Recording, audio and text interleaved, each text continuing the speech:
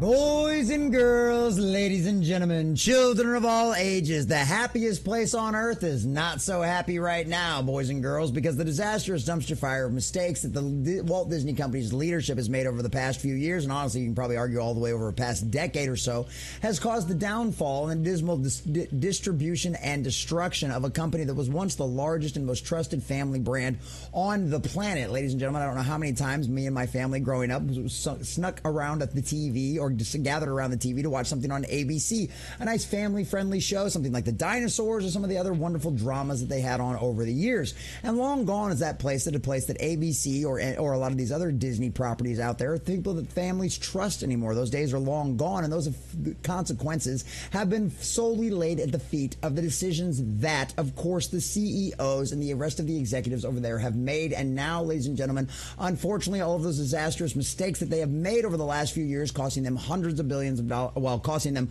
hundreds of millions of dollars, arguably billions of dollars at the box office, as well as their streaming services, cause tighten belts to go everywhere it comes to every section of the Walt Disney Company. And the latest edition of that is an official 140 people have now been fired from the Walt Disney Company because of a massive amount of over $7 billion worth of cutbacks that the company has currently been making over the last, has planned over the next few years and has already done over the last couple of years because of the mistakes that people like Bob Iger, Kathleen Kennedy, Bob Chapek made before Bob Iger was there. And although Bob Iger technically never left, Dave Filoni, a lot of the rest of the people that are involved in the creative decisions that this company has made over the last few years, it has driven their fans completely and totally away. Their parks are about the only thing that make profit anymore. And even then, Universal's about to eat their lunch with all of their new Epic Universe stuff that they're about to open up. It's not going to be even close. The Walt Disney Company is in a very bad spot. And unfortunately, there's probably a lot of good, hardworking people inside of these companies that are now going to lose their jobs. And once again, this lays solely at the feet of management, people like Bob Iger, Kathleen Kennedy, Dave Filoni, and all of the rest of the people that have been making the decisions over the Walt Disney Company that have caused fans to tune out and turn off all things Walt Disney Company. And that is a very sad state of affairs that we find ourselves in, boys and girls. So we're going to check out this article from Deadline, get into all of the juicy details of exactly where all of these cuts are coming from, and of course the sections that are most impacted, and of course what it might impact some of your favorite shows going forward. But before we do, if you do enjoy our content, hit that like button, share it with all your friends, and subscribe or follow if you have not already. And also leave us a comment in the section down below. Let us know what you think about these layoffs, whether or not you think this is something that's just because of more of a market contraction, or if you think this is absolutely, like I do believe and so many others out there, this falls solely on the plate and the responsibility of Bob Iger and the Disney executive board that have made so many disastrous dumpster fire decisions over the last few years.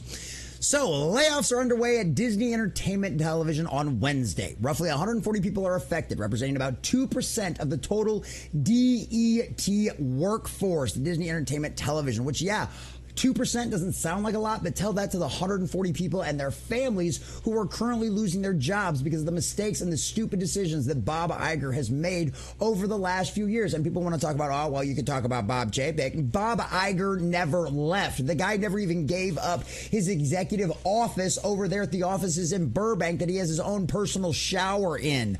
Ladies and gentlemen, Bob Chapek was never truly in charge because Bob Iger never actually left. Bob Chapek was nothing more than the fall guy for the absolute abysmal failure that Bob Iger could see coming over the horizon and how much dark times that Disney was going to go into. So, of course, he let Chapek go and then decided to ride in like a white horse going, I'm going to save the company, even though he's literally been the person for the last 20 years implementing all of the people that he's hired that have caused all of the major decisions that have caused this company to not only lose hundreds of millions of dollars, billions of dollars at the box office, as well as watch their stock dip to one of the lowest things we've seen in years, boys and girls. It's absolutely abysmal. It's pathetic, and it's unfortunate that these 140 people and their families have to lose their jobs because of the decisions people like Bob Iger have made. So National Geographic is the hardest hit brand with about 60 layoffs, or some 13% of its staff. Well, National Geographic, the documentaries, of course. Other significantly impacted divisions include the ABC-owned television stations, Freeform, which I used to be a big fan of. They had a lot of great shows on Freeform that I really enjoyed. Lost Girl was one that I really got into. I thought the actresses and the people involved in that show were very cool. They did a really good job, and it was a very new take on the whole fantasy realm and all the different creatures and the different kind of things that were involved in that. Unfortunately, once again, good quality stuff like that have completely gone the wayside of a bunch of nonsense and agenda-driven storytelling. And guess what? That fails time and time again with the audiences. No one wants it. Everyone rejects it, and it will continue to fail if you continue to prioritize it over absolutely everything else. And once again, that's why these people have lost their jobs.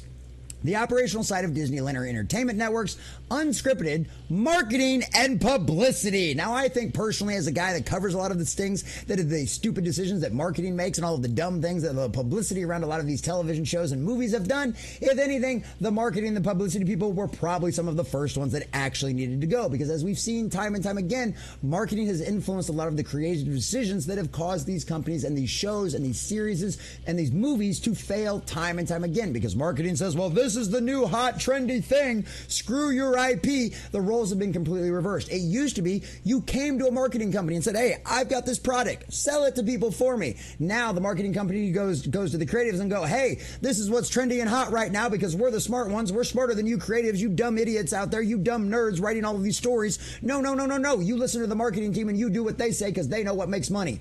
Yeah, how's that worked out over the last few years? How's that worked out for the 140 people that have just got laid off for this kind of nonsense? So no teams are being eliminated. So everything's basically just been drastically reduced. And if you're a person that's ever worked in a company, or in my case, worked in the military where you saw a drastic reduction in force, you know what that means. The workload doesn't change. You're just going to be required to do more stuff for the exact same amount of pay. Boy, isn't that going to be fun for all of the rest of the employees left at the Walt Disney Company.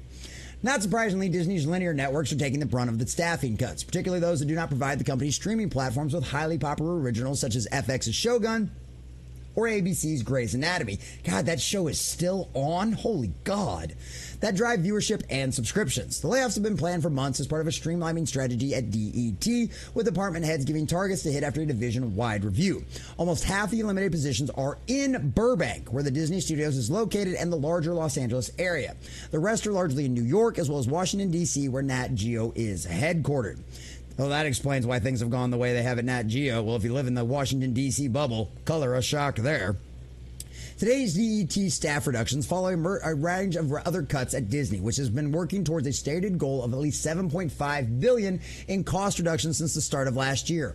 Wonder why they're having to do $7.5 billion in cost reductions. I'm sure it couldn't have anything to do with the billions of dollars they've lost at the box office or the billions of dollars they've lost on the streaming services. No.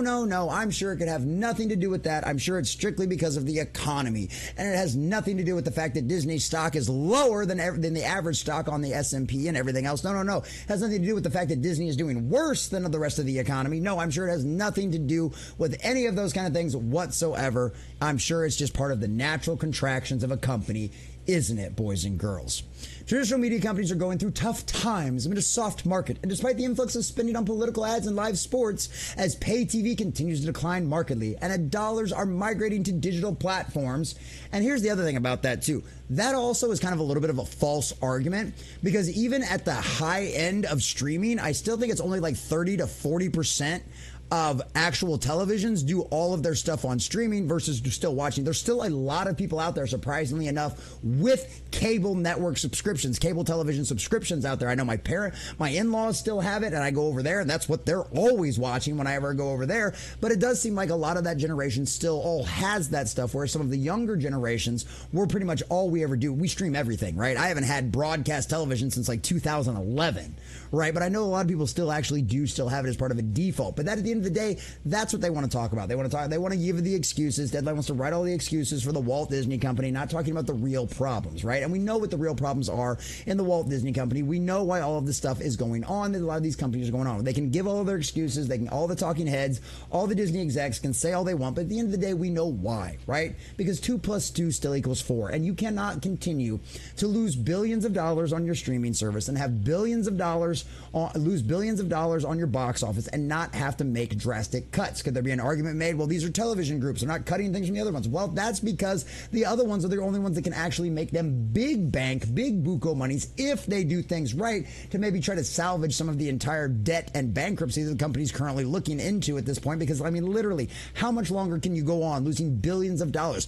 Wolverine and Deadpool Deadpool and Wolverine is not going to save Disney Marvel. It's not going to save Disney, period. That is $1 billion movie against billions of dollars of losses. It's not even close. And unfortunately, we are now looking at 140 people who have lost their jobs, and their families will be irrevocably affected by this going forward because of the decisions people like Bob Iger, Kathleen Kennedy, and Kevin Feige have made over the years. And guess what? At the end of the day, it's their fault. They did it. It's not anybody screaming out there on the internet because of all the evil things that Disney done. We're not turning people away from the Walt Disney Company, causing you to lose millions of dollars. No, you've done that to yourself. And now, unfortunately, 140 people lost their jobs. But hey, you know what?